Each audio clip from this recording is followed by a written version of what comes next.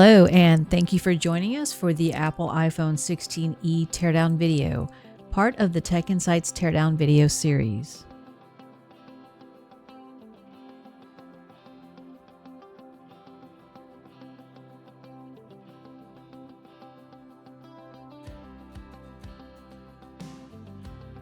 We are really excited about the newest addition to Apple's iPhone lineup.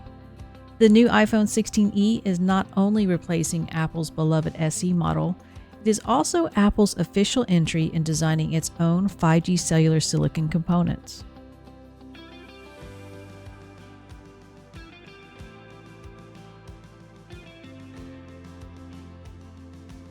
Apple calls its first cellular platform the Apple C1, which is more of a cellular solution than just a single component.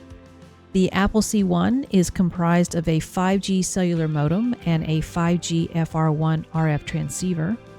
Releasing the iPhone 16e now with the Apple C1 platform will give Apple over 2 years to make updates to its Apple C cellular design before the rumored year 2027, when the Apple and Qualcomm partnership is thought will change or even come to an end.